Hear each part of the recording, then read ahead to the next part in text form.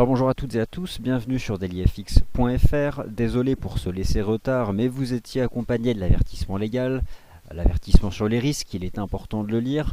Alors bienvenue, Vincent Gann, heureux de vous retrouver, pas de statistiques américaines majeures à 15h30, en tout cas si mes souvenirs sont bons. Par contre ce soir, les minutes de la Réserve fédérale des États-Unis, le document qui vient débriefer le précédent FOMC, alors pas mal de choses à dire, puisque cette semaine, le Fonds monétaire international et l'OCDE malmènent les marchés actions en mettant le doigt là où ça fait mal, à savoir les perspectives de croissance économique et donc pour un gérant de fonds, les perspectives de bénéfices des entreprises.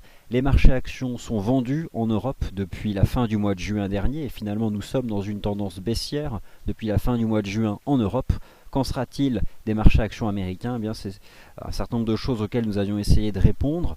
J'ai pas mal de graphiques à vous montrer. Et enfin, peut-on voir venir enfin une respiration du dollar US et un rebond technique des paires en dollars, euro-dollar, AUD USD, GBP USD, NZD USD?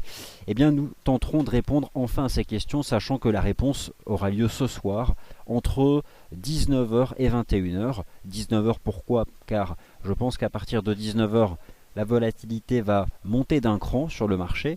20h, c'est la publication de ce document qu'il va falloir prendre le temps de lire. Et ensuite, entre 20h et 22h, la façon dont les marchés actions américains vont digérer ces informations. Voilà donc concrètement pour la suite des événements. Alors un certain nombre de choses à vous montrer, des captures d'écran que j'ai pris le temps de préparer depuis tout à l'heure. Ce que vous avez sous les yeux, c'est ce qu'on peut appeler l'effet Draghi. Il s'agit donc de la performance des marchés actions européens depuis le 5 juin. Un graphique qui vous rappelle aussi les trois conférences de presse de Mario Draghi depuis le 5 juin. Donc nous avons eu une conférence de presse le 5 juin, conférence de presse ici le 4 septembre, une conférence de presse le 4 octobre. Je ne parle pas de celle qui a eu lieu au cœur de l'été car elle a été non significative. 5 juin, 4 septembre, 4 octobre pour à peu de choses près des points hauts sur les marchés actions européens. Alors on peut croire que le marché actions parisien est finalement le plus mauvais et en réalité il s'agit de l'Italie et de l'Allemagne qui sont du point de vue du marché actions les hommes malades de l'Europe. L'Italie et l'Allemagne dans le même panier. La France avec le CAC 40 est donc dans une situation intermédiaire. Vous avez ici donc les performances arrêtées au 5 juin, donc performances depuis le 5 juin arrêtées aujourd'hui, donc en début d'après-midi. Et cela va de moins 5% pour le FTSE 600, alors qui est en dehors de la zone euro, mais je l'ai quand même rassemblé ici sur ce graphique. L'IBEX moins 6, le CAC moins 8, le DAX moins 9, le MIB moins 11. Nous sommes donc dans cette phase de baisse en place depuis le mois de juin dernier. Et ce qu'on va essayer de déterminer, c'est finalement ce qui est à peu près certain, c'est que le marché aille chercher les fameux 4100 points ou encore les 9000 du DAX. D'ailleurs, je crois que c'est fait sur le DAX. Mais la vraie question finalement qui nous intéresse, c'est est-ce que les supports majeurs que vous connaissez, que nous connaissons tous, vont-ils cette fois-ci céder alors qu'ils avaient stoppé la baisse au début du mois d'août? On essaiera de répondre à cette question. Alors, je vous ai rassemblé ici à travers cette capture d'écran et un petit montage ce qui a finalement douché les marchés cette semaine. Il s'agit du coup de rabot dans les perspectives de croissance économique mondiale, tant par le Fonds monétaire international que l'OCDE, avec un focus sur l'Allemagne, la France et l'Italie en ce qui concerne la zone euro, à savoir des révisions en baisse des perspectives de croissance économique pour l'année 2014 mais aussi pour l'année 2015. Donc concrètement ces deux organismes sont en accord pour ces trois pays, l'Allemagne, la France et l'Italie. Les États-Unis, eux, voient leurs perspectives de croissance économique revues en hausse. Le Royaume-Uni s'est inchangé. Et lorsqu'on regarde maintenant les pays émergents, on peut voir que les pays qui sont le plus pénalisés par ces nouvelles perspectives de croissance économique, on retiendra notamment le cas du Brésil, encore la Russie essentiellement pour l'année 2005, et puis donc la Chine qui finalement voit sa croissance économique s'installer autour des 7%, le rythme de 10% est donc assez éloigné. En tout cas, pourquoi c'est important? Parce qu'un gérant de fonds raisonne du point de vue des perspectives de croissance des bénéfices, et forcément, dès lors qu'un certain nombre de zones économiques voient les perspectives de croissance économique revues à la baisse, on peut schématiquement appliquer le même type de révision à la baisse aux perspectives de croissance des profits. Et c'est donc pour cela que les marchés actions, notamment européens, sont vendus depuis la fin du mois de juin. Alors, on pourrait y passer des heures. Autre chose intéressante qui m'a paru essentielle de vous montrer, il s'agit ici du classement en termes de performance annuelle des secteurs d'activité de la Bourse de Paris. Et vous pouvez constater que finalement tous les secteurs qui sont directement liés à la croissance économique, les matériaux de base, l'industrie, la consommation, les biens de consommation ou encore la technologie, sont des secteurs d'activité qui ont perdu entre 2 et 10% depuis le début de l'année. Et finalement, au contraire, quels sont les deux secteurs qui ont été fermement recherchés? Le secteur de la santé qui gagne 10% et qui est par défaut, je dirais, un des grands secteurs refuges sur le marché action, le secteur de la santé. Et puis au-delà d'être refuge, c'est un secteur qui a du potentiel, quel que soit le cycle économique, avec pour un certain nombre de raisons, mais on peut en citer qu'une, le vieillissement par exemple de la population dans les pays développés, mais pas seulement. Et enfin le secteur de la télécommunication, mais qui lui a attiré beaucoup d'argent parce que c'est un secteur qui voit se concentrer un certain nombre d'opérations capitalistiques. Mais en dehors du secteur de la santé, pétrole, gaz aussi, et de la télécommunication, on peut voir que tous les secteurs les plus corrélés directement à ce qu'on pourrait appeler la croissance économique brute ont été déjà vendus depuis le début de l'année. Donc ça fait partie des éléments qui peuvent amener à penser que cette fois-ci, le CAC 40 finira par casser les 4100 points. Alors certes, 4100 points, on va y aller, on va sûrement se stabiliser sur 4100 points. Aucune idée sur la forme que peut prendre cette stabilisation, ni même si un rebond technique peut avoir lieu. Ce qui est certain, c'est que je regardais tout à l'heure l'écart relatif aux moyennes mobiles de court terme, notamment les moyennes mobiles à 10 et 20 jours. Il est actuellement excessif, donc à un moment ou à un autre, ce momentum baissier peut se calmer. En tout cas, nos objectifs de cours sont en passe d'être atteints. Je vais vous montrer ici, avant de revenir à un graphique de long terme du CAC 40, à nouveau, et puis on passera sur les chandeliers 4 heures, ne vous inquiétez pas. Vous avez sous les yeux les chandeliers japonais hebdomadaires du CAC 40 et du DAX 30 avec deux scénarios qui sont proposés pour, je dirais, soit le quatrième trimestre, soit le prochain semestre. Personne n'est devin. Mais voilà le plan en tout cas. Le plan serait de défendre une vaste phase de distribution sur ces marchés actions allemands et français. Phase de distribution en place depuis le début de l'année, qui a eu lieu sur le CAC 40 entre 4100 points et 4600 points, et qui a eu lieu sur le DAX entre 9000 et 10 000 points. 4100 points, 8009, 9000 points sont des niveaux qui vont être testés par le marché très rapidement, et c'est déjà le cas sur le DAX. Alors, si votre question est de savoir est-ce que ces niveaux vont tenir dans un premier temps ou casser directement, personne ne le sait. Mais ce qui est certain, c'est que lorsqu'un signal sera donné sur la base d'une clôture hebdomadaire, ce ne sera pas pour se stabiliser 50 points en dessous. Les objectifs seront ensuite 3600 points sur le CAC 40 et une zone comprise entre 7800 et 8000 points pour l'indice allemand DAX 30. Des objectifs qui me semblent raisonnables à viser pour la fin de l'année, donc concrètement la période de Noël. Voilà en tout cas ce que je pense ici de ces marchés actions européens, donc le CAC 40 et le DAX 30, avec un doute sur le timing ou la façon dont le marché va y aller, mais ça on ne pourra qu'affiner petit à petit. Je vous montre maintenant les mêmes graphiques, même construction, même horizon de temps, même chandelier, même moyenne mobile, S&P 500 et Dow Jones, qui peut-être pour la première fois depuis 2 ans, et il faut le noter, pour la première fois depuis 2 ans, vendredi, on n'est pas vendredi, mais pourrait voir le Dow et le SP500 enregistrer des cassures hebdomadaires des moyennes mobiles à 30 semaines.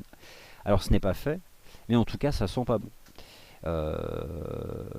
Voilà en tout cas pour le cadre de fond des indices S&P 500 et Dow Jones. Alors il y a un indice qui est encore plus large, qui rassemble les 2000 plus importantes capitalisations boursières de la bourse de New York, l'indice Russell 2000. Vous avez été informé à travers un certain nombre d'alertes sur notre site, et puis c'est quelque chose qui a été assez médiatisé en fait. C'est un croisement de moyennes mobiles qui porte en lui des conséquences baissières lorsque la moyenne mobile à 50 jours croise à la baisse sous la moyenne mobile à 20 jours. On appelle ça un death cross. Bon, c'est certain que le nom parle de lui-même, mais en tout cas, ça fait partie des éléments, mais ce n'est pas les seuls éléments, qui m'invitent à penser qu'en réalité cet indice a déjà cassé son support majeur. support majeur en fait qui aurait été cassé finalement dès la semaine dernière avec un petit rebond technique, et là nous avons déjà repris le chemin de la baisse. Toujours parmi les stratégies de vente de moyen terme sur les marchés actions, vous avez celle du FTSE, où je laisse mes collègues en faire le suivi car je ne le connais pas, mais je reviens en ce qui me concerne sur l'indice SMI, indice sur lequel je vous invite toujours, si vous êtes vendeur, à tenir jusqu'à ce que le marché aille chercher 8350 points et 8400 points. Voilà donc pour le marché action. Il y a beaucoup d'autres choses à dire, et donc j'ai pris le temps ce matin d'écrire un article en ce sens, et donc je ne vais pas le lire, il suffit pour vous de le regarder, où j'ai tenté de rassembler ce qui me semblait être des baromètres permettant d'anticiper des cassures techniques de support majeur sur les marchés actions, ce n'est pas encore fait. Voilà donc cet article, avec un certain nombre de choses intéressantes, je vous invite donc à le lire.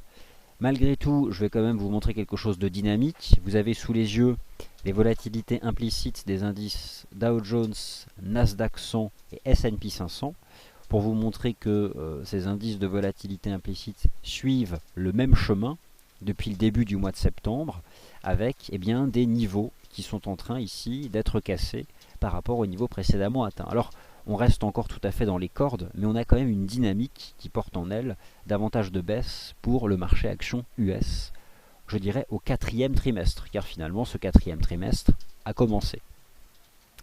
Alors, on va quand même descendre d'un horizon de temps. Le CAC 40, on va zoomer sur cet indice en données journalières et en données 4 heures.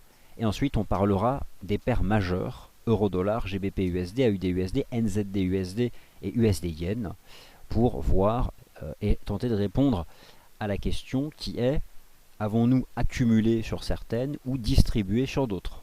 On verra un élément de réponse à l'aide du volume d'échange réel, disponible donc chez FXECM, mais aussi en s'appuyant sur des chandeliers japonais, dont certaines constructions vous ont été suggérées sur le site, notamment lundi.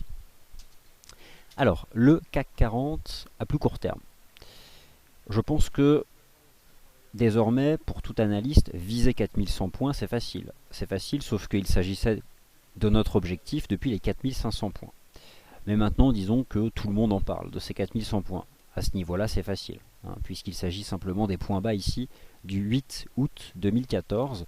Et on sait aussi que 4100 points est un niveau de support mensuel. Alors, c'est justement ce graphique que j'ai oublié de vous montrer, et je vais aller vous le montrer tout de suite. 4100 points, c'est un niveau important, car en réalité sa cassure, par exemple à la fin du mois, imaginons, on se projette, on est le 31 octobre, 4100 points sont cassés sur la base d'une clôture mensuelle, il s'agirait tout simplement de l'ultime signal vous indiquant la fin du bull market. Le bull market qui a démarré en 2009 sur les marchés actions en Europe, mais en fait plutôt du bull market qui a démarré en 2012. Je ne vais pas prendre trop de recul, je vais plutôt m'intéresser à ce qui a démarré en 2012. Donc, le CAC 40 a-t-il définitivement terminé avec son bull market depuis 2012? Pour l'instant, on peut répondre à moitié oui, à moitié non. Pourquoi à moitié oui, à moitié non? Car nous sommes dans un range en réalité depuis le début de l'année, entre 4100 et 4006. Il y a des signaux d'alerte sur le momentum que je représente régulièrement à l'aide de l'indicateur technique RSI. Voilà un peu, si on fait un peu d'histoire sur l'indice CAC 40 et qu'on étudie les 15 précédentes années à l'aide des chandeliers japonais mensuels, on réalise qu'en 2001, il s'agissait d'une structure en avalement baissier mensuel qui a donné le point de départ d'un grand bear market. En 2007, il s'agissait d'une structure en épaule, tête, épaule qui a donné le point de départ d'un grand bear market. Et donc là, nous aurions en construction une figure de cette nature, comprise entre 4100 et 4600 points. C'est vrai que je n'aime pas trop mettre en avant des structures chartistes alors qu'en réalité il s'agit de ranges, et que finalement on a aussi l'hypothèse que le range 4100-4006 dure encore de nombreux mois. Mais par rapport à un certain nombre d'éléments, eh bien je pense que le support majeur est sérieusement menacé. Et finalement ce qui me plaît actuellement sur les marchés, c'est que pendant longtemps on a pu se plaindre du fait que les marchés ne reflétaient pas les fondamentaux. Ce que j'ai pu observer, c'est que depuis quelques mois, les fondamentaux sont bien reflétés par le marché des changes. Ensuite, les fondamentaux ont été bien reflétés par le marché des matières premières. Et enfin, peut-être, nous pourrions avoir des fondamentaux bien reflétés par le marché action, qui viendrait clôturer le bal de l'alignement marché financier fondamentaux. En tout cas, voilà le topo sur le CAC 40, voilà pourquoi 4100 points va probablement attirer des acheteurs, mais voilà pourquoi 4100 points va faire énormément parler de lui lors des prochaines semaines et même des prochains mois. On passe maintenant sur un graphique en données journalières et ensuite vraiment en intraday avec un focus sur les paires majeures comme évoqué tout à l'heure. Alors, laissons la plateforme chargée et puis n'hésitez pas pendant ce point de marché donc, de laisser traîner vos questions. Alors, le CAC 40 justement en données journalières, le voici. Alors c'est certain que vous connaissez l'indicateur de disparité relative. Il s'avère que l'indicateur de disparité relative à la moyenne mobile à 20 jours est actuellement sur support. Certes. Donc, ce qui signifie qu'il y a un écart qui doit être corrigé aux indicateurs de tendance de court terme. Cependant, je trouve ce mouvement baissier toujours bien construit. Je ne cherche pas d'achat, mais plutôt des résistances au contact desquelles vendre. Et elles vous ont été suggérées à de nombreuses reprises ces 3 dernières semaines. Du point de vue du momentum, rien ne m'indique qu'une stabilisation pourrait démarrer à court terme. Au contraire, il y a encore un potentiel assez intéressant ici pour justement rejoindre ces 4100 points. On va passer maintenant en intraday sur le CAC 40 et ensuite un tour d'horizon des paires majeures.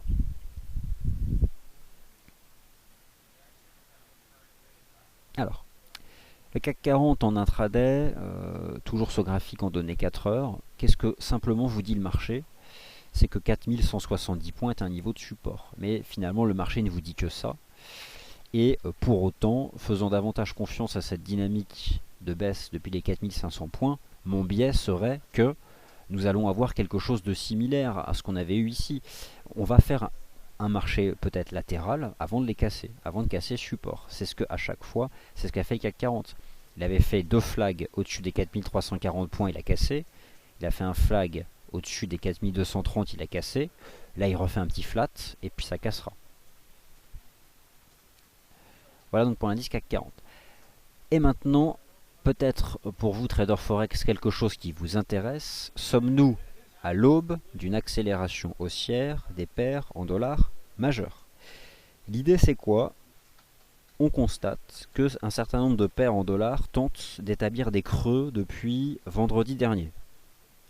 Lorsqu'un marché se stabilise sur un niveau de support ou lorsqu'un marché stoppe sa progression sous un niveau de résistance, on peut céder du volume d'échange pour essayer de déterminer s'il s'agit d'une phase d'accumulation sur support ou d'une phase de distribution sous résistance.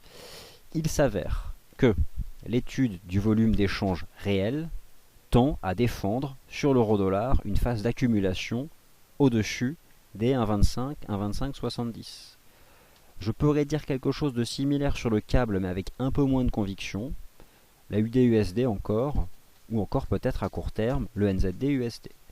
Sauf qu'aucun signal n'est pour le moment donné.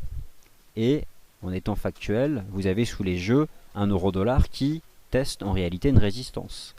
La partie haute de ce canal de baisse. Partie haute de ce canal de baisse, lui-même renforcé par la moyenne mobile exponentielle à 13 jours. C'est donc une résistance. Cependant, je m'étais posé la question ces dernières semaines, quelle était la structure ou les structures en chandelier japonais permettant peut-être de voir venir une interruption de cette phase de baisse qui est assez bien équilibrée depuis les 1,33 $. Eh bien, nous avons eu des configurations en chandelier japonais dès lundi, donc soit des avalements, des lignes pénétrantes haussières, ou encore des couvertures en nuages noirs, comme sur l'USD-CHF ou l'US dollar index. Et c'est donc cela qui m'a invité à exclure des ventes de résistance, et davantage à chercher des achats depuis les 1,25. Par contre, il ne faut pas trop s'emballer, si le marché parvient à casser 1,2670, il peut aller chercher 1,2750, 1,2830, et puis éventuellement 1,30. Nous serions là dans des zones où un courant vendeur se matérialisera de nouveau. Pour le moment, et au moment où nous nous parlons, je ne pense pas qu'un signal puisse être donné puisqu'on manque de catalyseur. Par contre, le signal soit de rejet sous la résistance, soit de cassure de résistance, sera donné entre 19h et 21h ce soir. Donc justement pour le volume, vous avez donc ces pics sur l'histogramme du volume d'échange ici sur l'euro-dollar, mais je vais vous montrer d'autres paires majeures. Vous avez notamment sur le NZD USD un pic de volume. Alors je ne sais pas ce qui se passe, mais il s'avère que le volume d'échange réel sur cette paire majeure a été multiplié par 2 depuis à peu près une semaine. Donc le marché tente de construire quelque chose au-dessus de ce support ici. Mais il peut s'agir simplement d'une phase de transition latérale et pour le moment il s'agit d'un range ici entre 0,7713 et 0,7925. Mais en tout cas, cette explosion du volume d'échange m'interpelle beaucoup. L'AUD-USD et le GBP-USD, qu'en est-il? Voici le topo. L'AUD-USD, je note aussi une augmentation significative du volume d'échange réel depuis que ce marché tente de construire une base au-dessus des 0,8660. Cela pourrait se traduire au final par une cassure de la résistance à 0,8830 et un marché capable de rejoindre 0,8880 ou encore 0,89. Attention tout de même, on a eu une tentative hier de cassure, n'a pas eu de succès, cependant je trouve que cela tient encore bien. Le GBP-USD, je n'ai pas changé d'opinion, je pense que ce marché est en mesure de rejoindre 1,6160, 1,62, mais, je suis mal à l'aise sur la livre sterling. Je suis mal à l'aise sur la livre sterling car en tant qu'indice devise, elle est sous pression. Je jetais à nouveau un œil tout à l'heure à l'indice devise sterling. Il me paraît sous pression. Donc, eh bien, j'aurais plutôt tendance à me tourner du côté d'un euro-dollar pour jouer un scénario d'accélération. Encore d'un AUD-USD. Quand bien même, nous avons là un GBP-USD qui me semble être en mesure de tenir un 62,30, de rejoindre un 62,30. Et enfin l'USD-Yen, vous pouvez avoir sur l'USD-Yen exactement le même raisonnement mais en l'inversant totalement. L'USD-Yen ne construit pas une figure de creux, mais je pense une figure de sommet. Ce que je constate, c'est que sous les 110 yens, nous avons une formation chartiste élargie. Généralement, en tout cas selon la plupart des ouvrages d'analyse technique, on construit ce type de figure en sommet de marché, d'autant plus que là aussi, le volume d'échange réel sur l'USD-Yen a significativement augmenté. Alors, il a augmenté significativement depuis le 2 septembre, mais nous avons encore franchi une étape depuis le test des 110 yens. Alors, ce qui me paraît actuellement menacé sur l'USD-Yen, c'est la tenue de cette oblique ici, qui attrapait tous les tops. Et finalement, nous avons le problème de ces figures élargies, c'est qu'elles peuvent balayer une amplitude de volatilité importante. Donc elles sont difficiles à trader. Et donc il y a probablement plus clair à faire. Mais voilà. Lorsque en plus j'observe plutôt un intérêt acheteur pour le yen japonais depuis le 19 septembre, j'aurais tendance à croire que c'est un marché qui peut finalement casser ses récents points bas et rejoindre 106,80, voire même carrément retomber au contact des 105,50. Mais prudence. J'avais eu ainsi un certain nombre de signaux sur l'indicateur technique RSI, mais voilà que ce dernier a déjà rejoint la neutralité, donc il y a une forme d'incertitude, mais qui est bien révélée par cette pattern élargie, qui en elle-même intègre une forte incertitude, et donc elle est très difficile à trader. Ensuite, l'US dollar index, alors là aussi c'est compliqué, à part vous faire l'histoire, vous connaissez tous. 11 000 points, qu'en pensez? Eh bien, c'est la question qu'on peut se poser sur l'euro-dollar avec un 26,70. On comprend bien qu'il s'agit d'un seuil décisif, pour le court terme en tout cas. L'étude du momentum, ici à travers l'indicateur technique RSI en données journalières, donne déjà des signaux vendeurs, avec la sortie par le bas d'une structure en biseau ascendant, en zone de surachat, et la cassure du niveau des 70. Ma certitude est que l'indicateur va se replier, probablement en direction de la neutralité. Par contre, cela peut parfaitement se traduire par un flat au-dessus des 11 000 points. Ce qui est par contre certain, c'est que la première clôture 4 heures, et je pense qu'une clôture 4 heures sera suffisante, tant sur l'euro-dollar que sur le GBP-USD, que sur la UD-USD, que sur l'USD-Yen ou encore l'US dollar index, eh bien, sera suffisante pour voir les prix finalement s'aligner sur les signaux d'alerte donnés ici par le momentum représenté par l'indicateur technique RSI. Je continue avant de répondre à vos questions. Je continue en vous montrant un graphique de l'once d'or ainsi qu'un graphique intraday de l'euro-dollar et ensuite c'est à vous de vous exprimer. L'once d'or, eh bien, je me posais cette question depuis le début de la semaine. Est-ce que l'once d'or allait nous refaire le coup du 28 juin 2013 ou encore nous refaire le coup du 31 décembre 2013 ? Il semble, pour le moment, que ce soit bien parti. Alors, comment je vois les choses ? Première chose que j'anticipe sur ce marché, c'est sa capacité à rejoindre les 1240 $. Je pense que là, c'est plutôt bien parti. D'ailleurs, là aussi, tout a commencé par une structure en ligne pénétrante haussière entre le 3 octobre et le 6 octobre.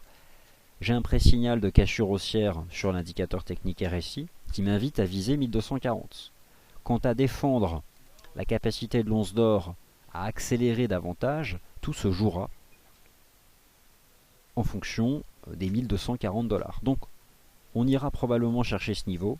Ensuite, s'il est à nouveau repris par le marché, nous allons revivre le scénario de juillet 2013 ou encore revivre le scénario de janvier 2014. Mais prudence, pour le moment, la seule chose que vous dit le marché, c'est qu'il peut rejoindre 1240. Mais pas davantage. Hélas. Alors, l'euro-dollar en intraday et à vos questions-réponses. Qui peuvent d'ailleurs dépasser les seuls actifs que je viens d'évoquer. On peut en regarder d'autres, le Nikkei, enfin tout un tas de choses qui peuvent vous intéresser. Et donc ce graphique intraday de l'euro-dollar vous montre que ce n'est pas fait. Rien n'est fait. D'ailleurs, j'imagine que à proximité de la partie haute de ce canal de baisse, des intérêts vendeurs peuvent déjà se manifester. Que se passe-t-il sur l'euro-dollar ? J'ai tracé ici une résistance sur l'histogramme du volume d'échange réel en données 4 heures. Cela vous montre qu'une chose est certaine, c'est que très prochainement, et probablement lors des 6 prochaines heures, le volume d'échange va exploser sur l'euro-dollar. Alors, je pense à partir de 19h, entre 19h et 21h. Ce volume d'échange accompagnera deux types de mouvements, soit un rejet sous la partie haute du canal, et un marché qui retendrait vers ses nouveaux plus bas, ce qu'a priori ne suggère pas les récents chandeliers japonais, soit au contraire une confirmation de ce qu'on observe depuis vendredi dernier, un retour d'un intérêt acheteur, en tout cas de rebond technique, et uniquement de rebond technique, sur l'euro-dollar. Et j'ai envie de dire, dans le meilleur des mondes possibles, dans un monde merveilleux pour l'investisseur de long terme, attraper le point haut à 1,40, prendre ses bénéfices sur les niveaux de support qui ont été atteints, être dans le rebond technique éventuel vers 1,30, reshorter à 1,30 pour viser 1,15, 1,18 et la parité à horizon de 3 ans. Voilà ce que serait un monde merveilleux pour l'investisseur de long terme sur la paire euro-dollar. Sauf que, bien sûr, les marchés financiers ne sont pas un conte de fées. Voilà donc pour le point de marché que je voulais vous proposer. Je vais donc maintenant répondre à vos questions sur les actifs qui vous intéressent. Ah oui, alors les pétroles, alors je vois qu'il y a une question sur les pétroles, donc j'y vais tout de suite. Bonjour, donc bonjour à tous. Alors, normalement il y a du son, puisque voilà, il y a du son, impeccable.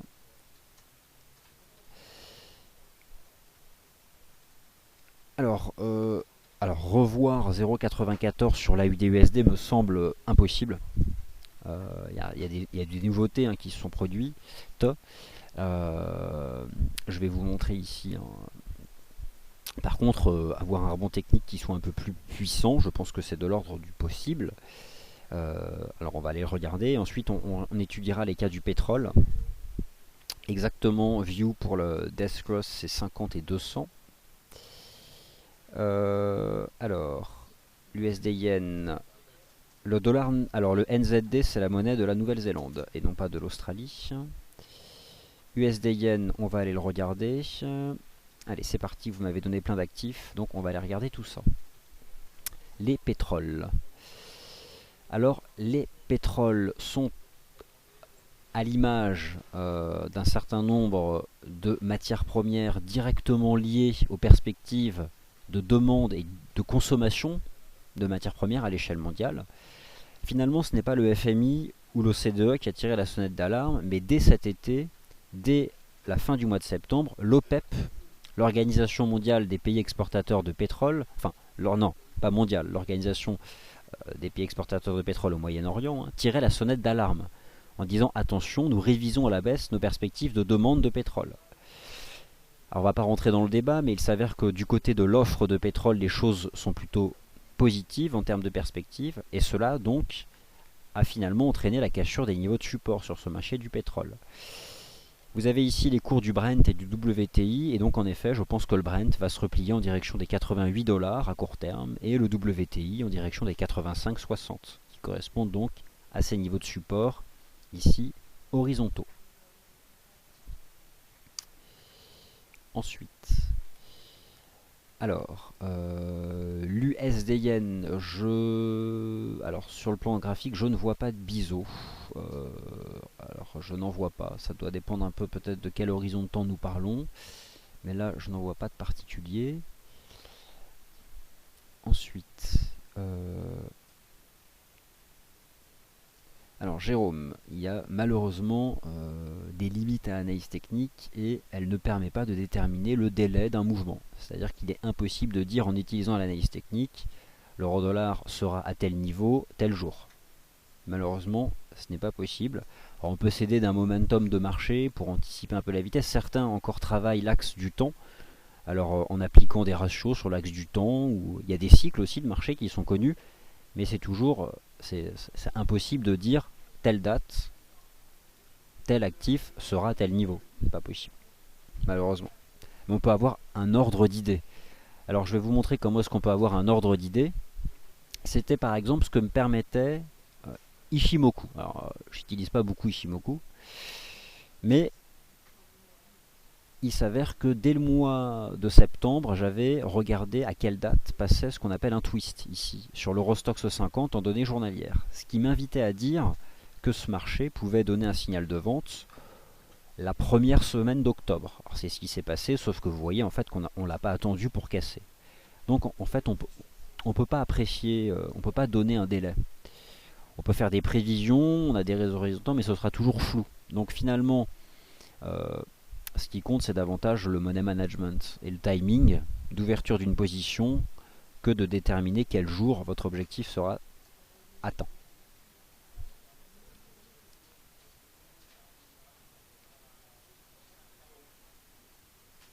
Alors les pétroles, nous venons d'en parler.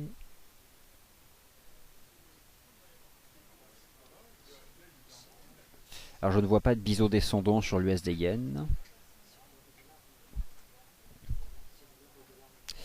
Alors le boot me paraît plutôt recherché et je pense qu'il peut casser cette résistance.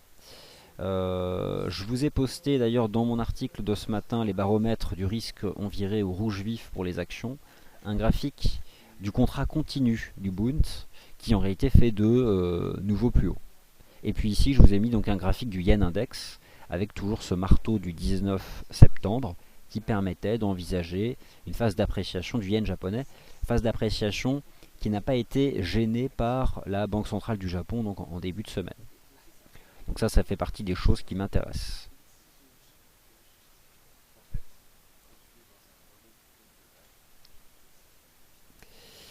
Alors Pitoun, aucune idée. Je ne peux pas vous dire avec exactitude quelles seront les conséquences des minutes de la Fed. Finalement, personne ne le sait. Donc, encore une fois, tout n'est question que de money management et de timing. Le GBP USD, en effet, tente de construire quelque chose sur 1,60. J'ai envie d'y croire et je pense que on peut accorder une confiance relative à ce qui serait ici une ligne pénétrante haussière.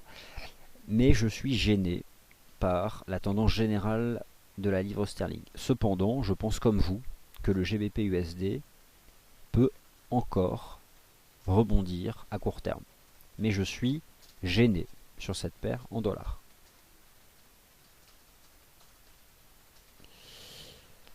Alors, où se situe peut-être davantage le gros support sur le CAC 40, c'est 4100 points. Alors, c'est une bonne question. Comment savoir si un support est majeur ou mineur? Vous hésitez entre 4100 points et 4000 points. Je vais vous aider à trancher. 4000 points, c'est un chiffre rond. Un chiffre rond a une importance en analyse chartiste. Maintenant, je pense qu'un niveau est majeur dès lors qu'il a une importance sur plusieurs horizons de temps. Et il s'avère que les 4100 points sont un niveau horizontal visible sur les horizons de temps mensuels, hebdomadaires, journaliers, bref, ce qui n'est pas le cas des 4000 points. Donc je pense que 4100 points et la clôture mensuelle de part et d'autre de ce niveau permettra de déterminer où sera le CAC 40 d'ici les fêtes de fin d'année.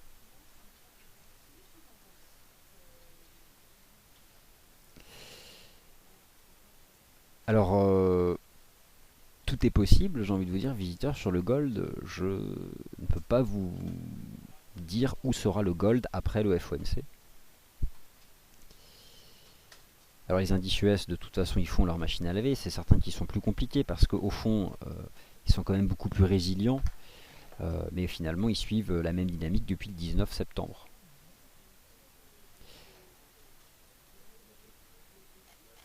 Alors, je trouve intéressant de vous montrer l'indice AUS 200, l'indice action de la bourse d'Australie, parce que l'AUS 200 nous rappelle qu'un simple marché, un indicateur survendu n'est pas suffisant pour arrêter une baisse.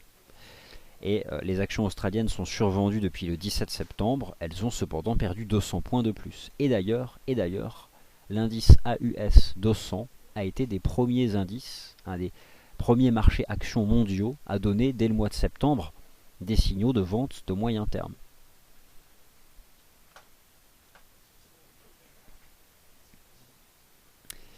Je pense que... Alors, l'indice suisse, qu'en est-il? Alors, l'indice suisse... Alors, l'indice suisse, je vous invitais à vendre au contact des 8800 points. Le marché a fait 8450, c'est un ratio de retracement. Mais j'estime, il y a plusieurs possibilités puisque j'ai été sollicité via des questions. Si vous estimez que c'est un bel objectif de cours et du point de vue de votre compte de trading, c'est un beau gain en capital, vous pouvez prendre des bénéfices. Mais mon conseil serait autre. Il serait d'abaisser votre stop de protection, disons un stop suiveur, et de le ramener juste au-dessus des 8635 points. Avec comme objectif finalement d'atteindre un niveau qui serait plus proche des 8350 points. Ici donc sur le marché action suisse. Alors il ne s'agit que d'éléments techniques.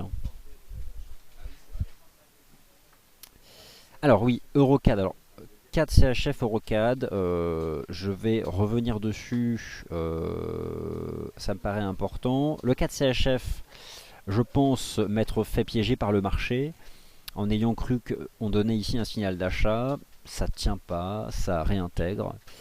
Il y a quelque chose d'ici, je dirais, d'assez délicat, d'autant plus que l'Eurocad finalement a tenu son support. Donc, au contraire, je pense que nous avons, je pense que le signal d'achat sur le 4 CHF, eh bien je me suis trompé. Ça n'a pas tenu. Et l'Eurocad aurait dû m'alerter puisque lui tenait son support. Et donc il peut rejoindre 1,4252. Alors je vais passer en données horaires et puis on va terminer sur l'euro-dollar.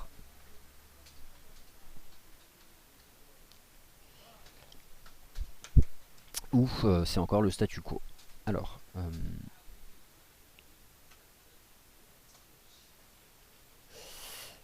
Philippe, je vais lire votre question. Le DAX a atteint 9000 points. Faut-il prendre des bénéfices? Le S&P 500 va bientôt lâcher. Est-ce que les 9000 points sur le DAX sont un support solide? Ou cédera-t-il? Merci de votre analyse. Alors, vous avez dit quelque chose de vrai. Les 9000 points sont un support très solide pour le DAX. 8900, 9000 points. Notre analyse chez DailyFX est que ce support majeur cassera. Et donc, pour vous répondre définitivement sur la gestion de votre position vendeuse, étant donné qu'on a quand même un biais à la cassure du support, si vous décidez de nous faire confiance, mieux vaut abaisser votre stop de protection pour accompagner la cassure du support. Dans le cas contraire, où vous ne faites pas confiance aux arguments que nous émettons permettant d'envisager la cassure du support, eh bien prenez vos bénéfices, quitte à revenir vendeur une fois que le support sera cassé, parce que derrière, on aura davantage de baisse. Il y a toujours plusieurs façons de gérer ces positions. Et donc le cas de CHF, je pense m'être trompé et de ne pas avoir assez tenu compte de la bonne tenue du support sur l'EuroCAD, sachant que ce sont deux paires de devises à peu près inversement corrélées.